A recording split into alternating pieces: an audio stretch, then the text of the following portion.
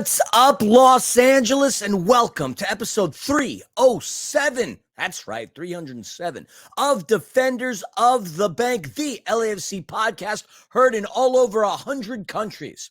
My name is Christian Phileman, also known as Philly, also known as the platinum-haired flamingo, and I'm going to be operating solo today. Just me and this flamingo right here. Scarf is also off on a solo mission. The nut hopped into a car and decided to drive out to Texas for LAFC's midweek match versus Austin. I hope he's not going to get caught in that torrential downpour that might threaten to postpone that game, because otherwise, yeesh, what a drive. The man loves to drive. I personally hate it. Then again, I grew up in New York City, where we never had to worry about getting behind the wheel of a car unless we were trying to get out of town, and most of the times we weren't. That being said, the banter, the silliness, the chemistry that you've grown to love over the course of 306 episodes and countless more, one more sleeps, won't be on this pod. But of course, we're still going to give you the news and the notes. We're going to give you the recap of LAFC's matchup against Orlando City. And of course, we're going to give you an idea of what's to come going forward. This is going to be a short week in a lot of ways, because we've got a midweek game against Austin. And then we're finally back at BMO, which it seems like it's been forever since we've had a home game in the friendly confines of the Cathedral of the Black and Gold. That'll be on Saturday against San Jose. So a lot to talk about, a lot of things to do. And we apologize for not releasing an episode yesterday.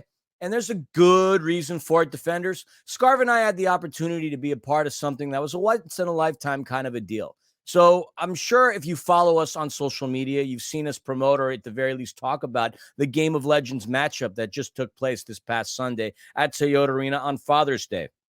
The Game of Legends was an indoor soccer match done by the rules of the Major Arena Soccer League, with a little sprinkle of TST with target score time, featuring Kid Super FC. Kid Super is a fashion designer. He takes football and fashion and creates a nice little culture around it, taking on Mo Ali, or Culture by Mo Ali FC. Mo Ali, if you look him up, he is one of the most popular football trainers, I guess you could say, in the world. Over 1 million followers between the two, and they got an all-star ensemble of players to compete with them. So Kid Super Football Club was captained by the legendary GOAT himself, Ronaldinho. That's right, the Ronaldinho. Unbelievable. The Ballon d'Or winner, the World Cup winner, the Champions League winner, the Copa Libertadores winner, the Confederations Championship. There's just so many trophies that Ronaldinho has. In fact, he's the only player to have won all those, and a Ballon d'Or and a World Cup. It's insane.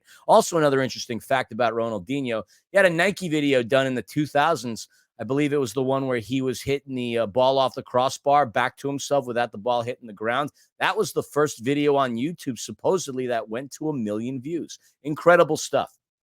He went to take on Culture by Mo Ali FC. That was captained by Kaká, another Ballon d'Or winner and another World Cup winner with Brazil. Many of you remember him from his time at AC Milan. He was rocking the number 22. He retired in 2017 as a member of, coincidentally, Orlando City, which makes it very appropriate that we're going to be talking about that game in just a couple of moments. But there was a all-star cast of people that were involved in this. Sasha Vujacic of the Los Angeles Lakers, he played, scored a brace. You had Letitia Buffoni, who is a skateboarder extraordinaire, 6-time gold medal winner at the X Games, the holder of 5 Guinness World Records as well. Incredible. This gentleman by the name of, I believe, Felipe Toledo, he 2-time world surfing champion. He's going to be competing in the 2024 Olympics for surfing. You had Hero Tiffin, who was featured in Harry Potter as a young Lord Voldemort in The Half-Blood Prince. You had all kinds of different social media content creators, TikTokers. Marcelo Hernandez from Saturday Night Live played. A lot of interesting people, an eclectic group of people. But anyway, Scarf was doing the public address at Toyota Arena for that. And Jonathan Reimer and I, the boozologist himself, we had the honor and privilege of calling the game on beIN Sports. So that's what we were off doing. And it was a long day, obviously, a very stressful weekend, because there were a lot of media events going on between Ronaldinho, Kaká, and things that, I had to be around because I was a big part of that. But that's the reason why we didn't get a podcast out for you on Sunday. Plus, it was Father's Day. I would imagine most of you would have been spending times with your dad anyway. And happy Father's Day to all the fathers out there. Nothing but love. Much love here. And a big shout out to my dad, George Filman, out in New York. I said it on the air. I wouldn't be the man I am today if it wasn't for him. Thank you so much for dealing with me. The good, the bad, and in my particular case, the stubborn, because I never like asking for help from anybody. He's always been there for me. So nothing but love, Dad. Anyway, let's get right into things. No, this day in LAFC history, because obviously that is a scarf thing. But some things did transpire over the past 2 weeks. Again, we hadn't had a match since FC Dallas, which was that 1-0 home winning. So that took place, God, it seems like forever and a day ago. So let's recap. We had 5 LAFC players that went off on international duty. Denny Bouanga competing for Gabon. He was in the World Cup qualifiers. They were in the group stages. On Friday, June the 7th, Ivory Coast took on Gabon. Denny got the start alongside Pierre-Emerick Aubameyang. He played the full 90, got subbed out. Unfortunately for Gabon, Ivory Coast won by a score of 1-0. A few days later, though, they would enact revenge and get some points in these World Cup qualifying group stages as Gabon took on Gambia, another 90-minute start for Denis Bouanga, and he scored in the 72nd minute, which helped propel Gabon over Gambia by a score of 3-2. That would prove to be the winner. So the next match for Gabon is going to be against Seychelles sometime in March. Maxime Chenot did something pretty cool. He represented Luxembourg, but that wasn't the thing that was cool. Luxembourg took on France on June the 5th. Unfortunately for Luxembourg, they got their asses handed to them as France ran over them 3-0. But there was a really cool moment where Maxime Chenot was photographed with his soon-to-be teammate Olivier Giroud. That was a really neat thing. Chenot had the most tackles in the game for Luxembourg, so he put out a pretty good performance. But obviously, France is France and Luxembourg is Luxembourg. They are the Rhode Island, if you will, of Europe. No problem for France to steamroll them. A few days later, 3 to be exact, Maxime Chenot and Luxembourg took on Belgium. He played the full 90, but again, it was a 3-0 butt-whooping. Belgium won that one. Their next match is going to be on September 5th against Northern Ireland.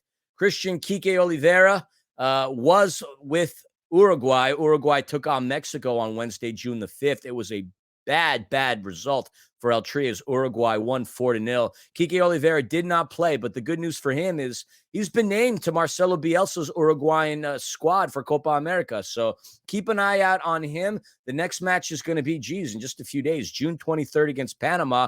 Uruguay happens to be in the same group as the United States men's national team. So keep an eye out on that.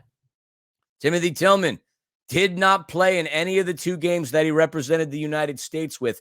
Unfortunately for him, he wasn't in that game against Colombia because that was an ugly result for the U.S. as they lost 5-1. Then a few days later, it was that amazing 1-1 draw against Brazil. So Timothy Tillman did not feature in that, nor did he get selected for the U.S. men's national team going forward. So he's with us, and he did have a big factor. He did get many minutes in the game against Orlando. And then if I've missed anybody, Omar Campos played with the Mexico U23 team. So I don't believe he played in that series. So nothing transpired or nothing to really talk about, but it's still good that he was recognized. Luca Bombino, who we signed on recently from LAFC too. He did feature with the U.S. Was a part, I should say, of the U.S. men's national team U19. But I don't know whether or not he would have played. But the fact that he got a call-up is pretty darn cool. LAFC has done a tremendous job bringing in players that have had time with their international teams. And that was always a big thing that John Thorrington would say, that he wants players to know that when they are a member of LAFC, that they're not going to have any problems going off and playing for their national teams. And really since 2018, when we sent, I believe, 5 or 6 players to the World Cup, that's always been the case.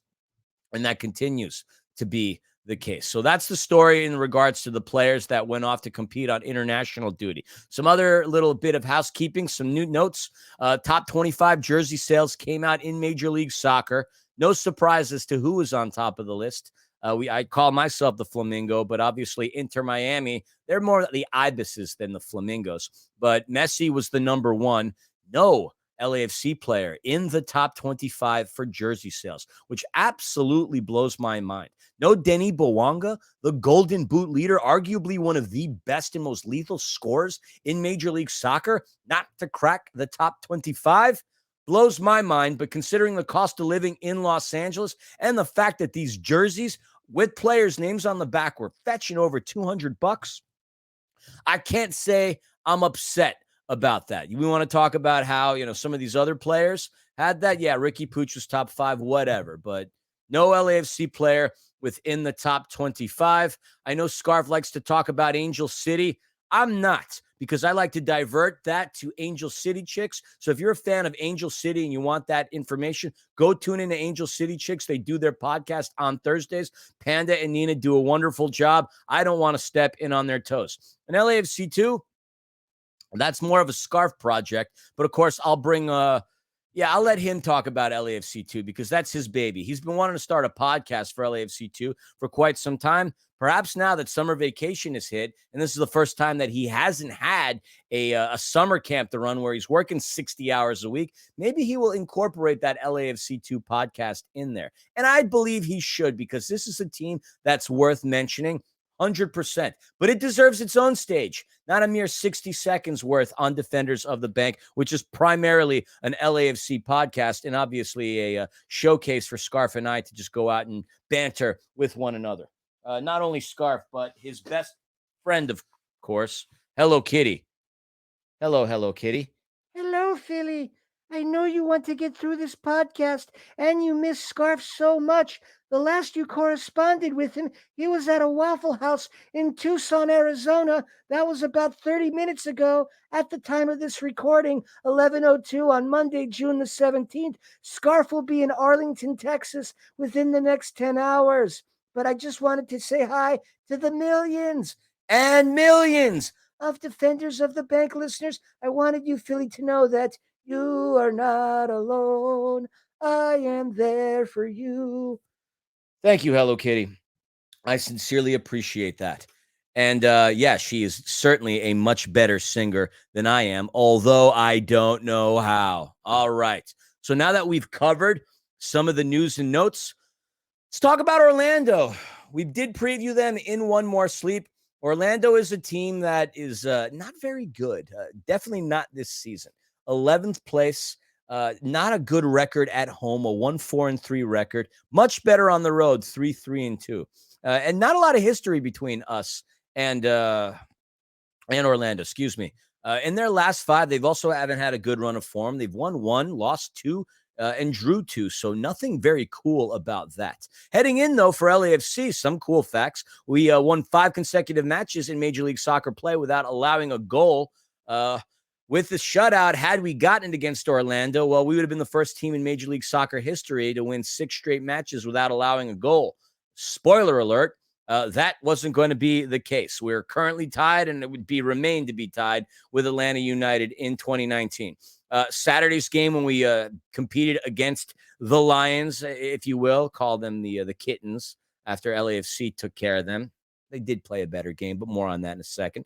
It was the first meeting between us and Orlando this season, and just the 4th regular season matchup we've had against them since our franchise got started. In fact, the last time LAFC played Orlando, we had Pancho Janela on the team and Jose Cifuentes, which at this point seems like forever ago. Duncan Maguire, a player to keep an eye out on. Luis Muriel, Facundo Torres. Duncan Maguire was my pick to watch on One More Sleep. I predicted a 3-0 win. Scarf predicted, I believe it was a 2-0 win. Inadvertently, we would both be right because I did call 3 goals and he did call a 2-goal win. So we were both right in that set of circumstances. As far as Duncan Maguire is concerned, a couple of facts that I found really interesting about this young man. He was a 2023 MLS Super Draft pick, and he's quickly climbing up Orlando City's all-time scoring charts. Coming into this weekend, he was just 1 goal away from tying Chris Mueller with 22. If you remember him, Chris Mueller was awesome. He was also just 3 goals away from tying Dom Dwyer for 5th all-time, having passed Tesho Akindele already this season. He had a goal where he just broke a record in terms of the fastest goal to score. This was back against Minnesota. I think he scored 31 seconds. The game was March 9th. Unbelievable stuff. The kid has been scoring goal after goal after goal. He's represented the United States on the U23 side.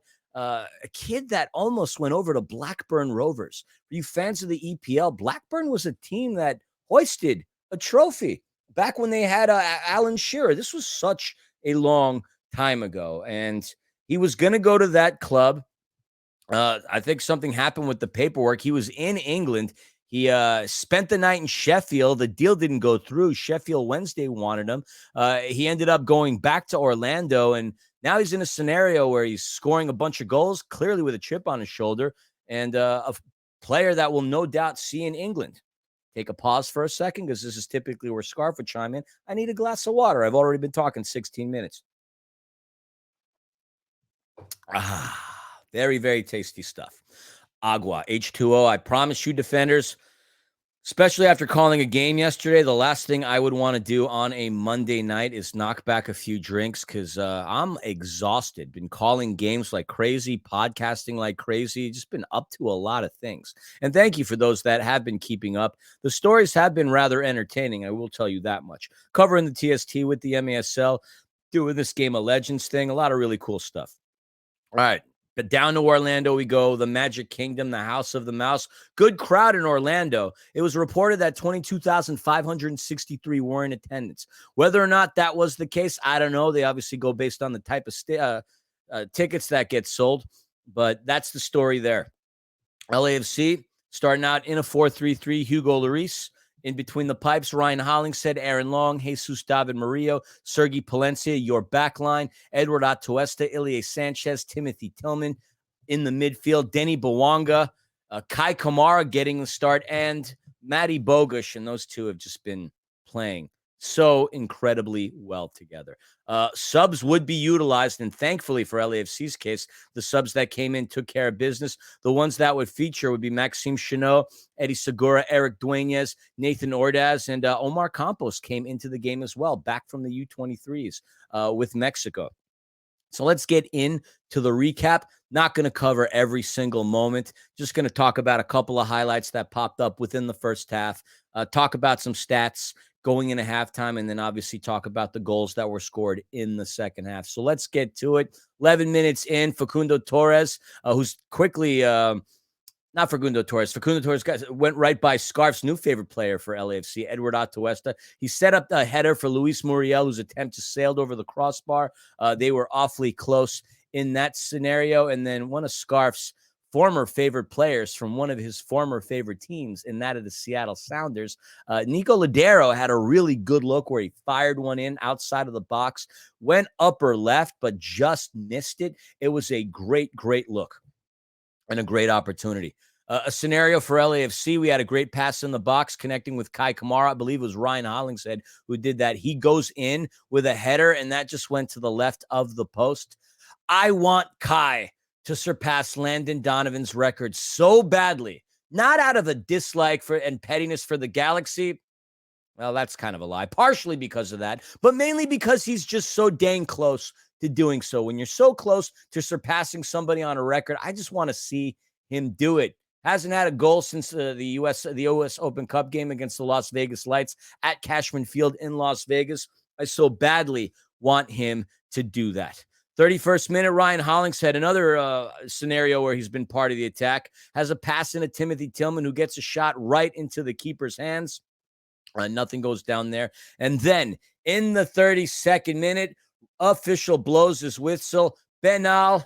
Facundo Torres gets fouled in the 18 by Scarf's favorite player, Edward Atuesta. And Denny and Ilie complaining to the ref. I know Denny speaks English. He's very... he doesn't bring it up in the press conference. He has the interpreters. I'm sure the interpreters, they need to get paid too. We all need to get paid. But I wonder what Denny's saying if he claims that he doesn't speak as much English. He doesn't seem to have a problem talking to the referees. I would say let the captain take care of it. Let Ilie do it. Ilie's been around for a while. And I would say Ilie is, pretty diplomatic when it comes to things like that.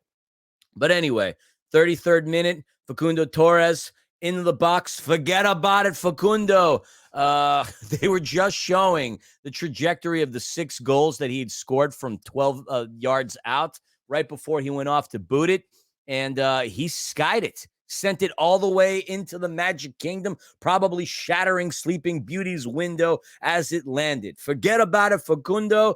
That could have been a game changer. We're not a team that does very well on the road when somebody scores upon us first. But even if they did, based on the way LAFC started turning things around, who knows? Could have been a total game changer. 34th minute, Tillman gets manhandled on the edge of the box. Ball gets over to Bogusz. Shot right into Steidehart. Nothing major. 42nd, free kick won by Tillman. Sets up Denny Bouanga on a free kick. But outside of the 18, he was very, very close. And then in the 44th, Denny makes a hell of a run, crossing, gets past the midfield, sliced and diced through Orlando City's Araujo and Jansen. And Denny, either he's that good or the defenders were just that bad. Maybe some terrible, lazy-ass defense, but he smoked both Orlando defenders like a Kansas City brisket. Not that many players can successfully draw foul in the box like Denny. It's a skill that he has. That's unbelievable. And succeed he did, drawing a foul in the box, no question about that. In the 45th minute, Denny set to take his penalty kick, scores his 11th goal of the season, goes rightish to the middle of the box.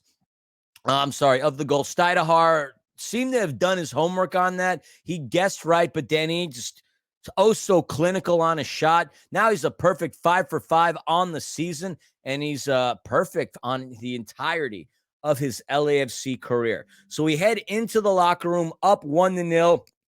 We had 6 shots to their 10. We had 3 on target to their 0. They did fire off 5 that were somewhat within frame, but we had the most clinical style shots, other than the fact that Orlando had the best opportunity. And Facundo Torres, who's a great player, by the way, did not get selected to play on his international team, but a young man that is fantastic.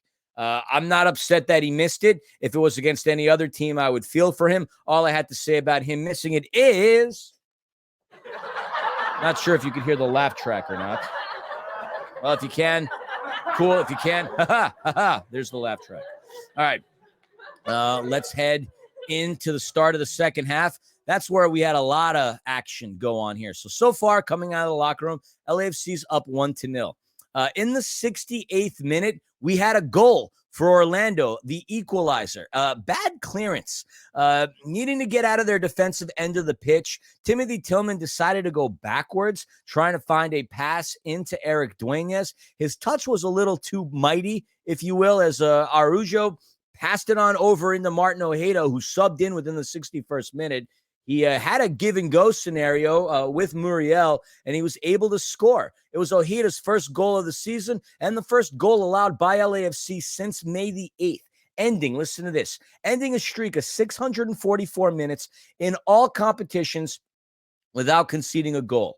It was the first goal that LAFC conceded in Major League Soccer play in 549 minutes, dating back to May 4th. Now, that puts us deadlocked at 1-1. But the score would be tied for a mere 11 minutes. In the 80th minute, LAFC goes up. Matty making the defensive play. He and Murillo sandwiched Facundo Torres, and then Matty was just off to the races. Passed it on over to Denny, and then here come the LAFC Gazelles sprinting down the pitch. Matty, near post, smashes into beauty, his 7th goal of the year. He's now been involved in 10 goals this year, in addition to having recorded 3 assists. Matty Bogusz is just having the best year of his life in Major League Soccer, and of course for LAFC. Water break, hydration break. They do it on the pitch, do it on the solo podcast. So 2-1 at this point. 6 minutes later, Nathan Ordaz gets hit stays on his feet, but then gets tackled. But then luckily, Denny is there, and with his fabulous dribbling, with his fabulous footwork, these sparks of brilliance that shine, he smacks home another one, and LAFC is up 3-1 at that point. We had 5 minutes worth of stoppage time. Eddie Segura, Nathan Ordaz had a couple of shots fired in, but directly into the hands of the keeper, and that's really how it's going to end, folks. LAFC goes to 10-4-3 on the season, 33 points. Amazing. All things considered, Orlando had a much better game than LAFC did. LAFC looked, they weren't connecting. They weren't very crisp on their passing. They weren't very well connected in terms of wanting to maintain the game plan, which was really to control possession. It was pretty sloppy from that perspective. But Steve went to his bench, brought in the subs when he did, and that really changed the trajectory of the game and the direction and the focus. The stats would finish off as follows. LAFC would end up with 12 shots to Orlando's 20, but 7 of those shots on target. So 3 goals out of the 7 shots on target, not bad. Orlando would end up with 1 of those shots on target. The passing became a little better, although the vast majority of possession and passing would be held by Orlando. But as we know in this game, the scoring line is all that matters. Steve had a great quip where he said in the press conference, winning is contagious. Winning is important, and winning away from home is a lot of fun. And fun it was, and right he is, because it's nice to know that we are still taking care of business. Now, even though our shutout streak ends, we extend another streak, which is a bit more important, the winning streak. 8 games in all competitions with that 3-1 win. Now we've moved into within a point of first place in the Western Conference. We're just behind RSL for that first place spot with a game in hand. And in addition to that, we're third in Major League Soccer in points per game with 1.94. Denny Bouanga continues to be the incredible player that he is. He scored twice to move into a tie with Lionel Messi and Luis Suarez for third place in goals in Major League Soccer with 12. Get this, 12. Only DC United's Christian Benteke and Chicho Arango have more goals than Denny Bouanga. Benteke with 13, Denny with 15. But he's right there. He now has 6 goals and 4 assists in LAFC's 6-game winning streak, and the club's 9-0-1 this season when he records a goal or an assist. Matty Bogusz, on the other hand, has had a goal and or an assist in 6 games during the 6-game streak, and he's got 3 goals and 3 assists in that time. Nathan Ordaz, who came on, stood on his feet, got that tackle, but he's going to get credited with that assist to Denny Bouanga, giving him 2 dimes on the season, clearly setting a new season-high record for him. So that's how the game would end for LAFC, and not the greatest performance, but they found a way to win like anything else. They could have had any reason or any excuse or whatever have you to go in and lose that game. Call it the mugginess of being down in South Florida. Call it the fact that, they were on the road. Call it the fact that, they had a little bit of rust. This team continues to find ways to win. And that's the impressive part. And while I know I've been saying often at times that it's not just Denny taking care of business, during this win streak, Denny's been involved with practically all of it. So I might need to think about that or rethink the way I phrase that sentence going forward. But he's obviously contributed significantly. Matty Bogusz has contributed significantly. And while we did allow about 20 or so shots on goal with one of them on target, our back line actually stood out pretty well. They were winning aerials. They were winning their tackles. They were very effective, all things considered. And I know the stats don't necessarily indicate that, but hey, at the very least, we almost extended that shutout streak. But fact of the matter is, we kind of got lucky as well. Facundo Torres, not going to really miss a shot from 11 meters away often in a PK scenario. He missed. That was a lifeline. But obviously, they got involved by finding a vulnerability and a weakness on our back line when there was a poor clearance and a beautiful give-and-go finish that would lead to Ojeda's first goal of his Major League Soccer season. But regardless, we go to Orlando. We take care of business. We win 3-1. Kudos for Scarf for indicating that we would win by 2. But I'm patting myself on the back since I said that we would put up 3 on them in the Magic Kingdom. So while my title is called the Magic Kingdom Mauling, wasn't really as much of a mauling as you would think it is, because Orlando played a much better game than us. They were just very, very unlucky in a lot of circumstances. But ultimately, none of that matters. You rather win ugly rather than losing pretty. Losing pretty doesn't mean a damn thing, because at the end of the day, it's losing. You want to, did I say that right? Jeez, it's getting late. I'd rather lose. No, what am I talking about? Good Lord, defenders. I would rather win in the ugliest of fashions than lose and look like a gem. So that's the story. Good God, I'm tired. But anyway, LAFC, it was such a short time in between matches that they didn't even bother flying back to Los Angeles. They normally would in the set of circumstances where they would leave Saturday and then have a midweek game, but they stuck around outside LA, and they flew right to Austin. So they're going to be there. That game is going to be on Wednesday. And the interesting thing is there is a really good chance that weather might be a factor in that, whether it be postponing the game, delaying the game, one or the other. The weather front is not going to be very kind to LAFC on Wednesday, or to Austin potentially. That game is going to be starting at 5:30 Pacific Standard Time on Wednesday. Wednesday also happens to be Juneteenth. I know it's a federal holiday now, and a lot of you may even not be working. I know I'm not. The markets are closed, so I will not be in the office. So if there's a watch party going on, I'll make sure that we advertise it on the Defenders Instagram sites, and we'll be podcasting, of course. Now, this week is going to be a little weird with Scarf being on the road. Not expecting him back in Los Angeles until sometime late Friday, which means he'll be around Saturday. We'll still be doing one more sleep, hopefully, tomorrow night. I know he's going to the Texas Rangers game, but with the time difference, good chance we might do it. Otherwise, it'll be another solo Philly. But if that is the case, I'm totally doing this with Hello Kitty. You bet your britches I'm going to be on one more sleep if Mr. Scarf fails to appear. Thank you, Hello Kitty. As per usual, you are a lifesaver.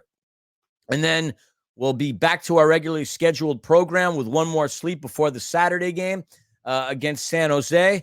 And then we're going to try to knock out another pod. And then Philly's going to get to do something that he hasn't done in a very, very, very long time. That's go on a vacation where I don't do a damn thing.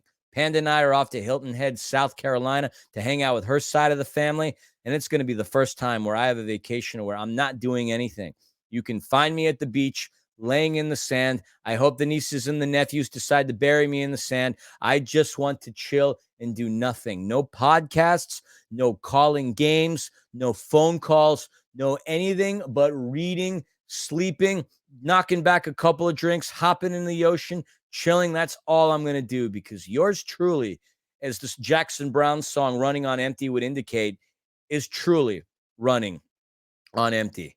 That being the case, 33 minutes into this podcast, I know it's not the same Defenders of the Bank podcast that you want. Typically, what makes the show fun is the banter between Scarf and I. The me interrupting him on purpose to annoy him, or throwing Hello Kitty on there, or just having our fun debates. There's so many phenomenal LAFC podcasts out there that provide you the content. But what I feel personally that differentiates us from everybody else is Scarf and I are bestest of friends, and we've been doing this for a while, and we just have that really good chemistry and bond.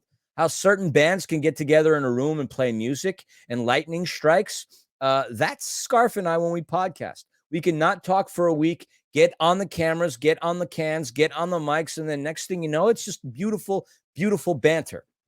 And I like it. It's so much more fun when I get to do it with him. I was kind of dreading having to do this, and I didn't find out until about an hour and a half ago that would be the case, because he was, no joke, at a Waffle House in Tucson, Arizona. I don't understand. And Scarf, if you go back and listen to this, or Defenders, ask him if you see him at a tailgate or at the game. You rented a car. You're driving. You're staying there for a couple of days. Like, you're going to see parts of the world you've never seen. Why not fly and then actually enjoy your time in a hotel? Go sightseeing, hop a Starline bus tour, enjoy Dallas, enjoy Austin. I almost went to school at University of Texas. It's a phenomenal city. Why are you going to drive? You're going to go to the game. You're going to have a good time, maybe party it up with the members of the 3252 that are going to be out there. And then what? You're going to have to turn around and drive back to LA from Texas? Yuck. Yuck. No me gusta. Yuck. I just thinking about it makes me nauseous. Anyway, that being the case, that's going to conclude episode 307 of one of your favorite defenders with one of your favorite LAFC podcasts. Again, so many tremendous ones out there. Shout out to the boys at Heart of LAFC. Shout out to Happy Foot, Sad Foot. Shout out to just so many unbelievable ones. I'm forgetting some of the ones off the top of my head. The one that Nick and Celso and Eric do. I don't know why I'm forgetting it. Their podcast is great. Sin Filtro. There's so many great LAFC Counter Press. So many great LAFC programs. Hopefully you get to tune in to as many because they're all different. They're not all regurgitating the same things. Some like to be funny. Some like to go tactical. Some like to just tell jokes. Some like to be critical. Some like to just do the clipboard stuff. There's a lot of great LAFC content out there, and we certainly appreciate each and every one of you helping support the LAFC podcast community. Need to find a nice way for us to all collaborate and work in the same space and maybe do a super pod. Those super pods always got really good views. So any of y'all out there listening that are on the other pods, let's start a WhatsApp chat and figure this out. All right. It's late. Philly is tired. Philly has no voice, and Philly is talking by himself. So I need to make sure that I don't have schizophrenia, and I need to make sure that I go to bed. So on my count of 3, me and Hello Kitty will bid you adieu. 1, 2, 3. Bye, bye, bye, bye.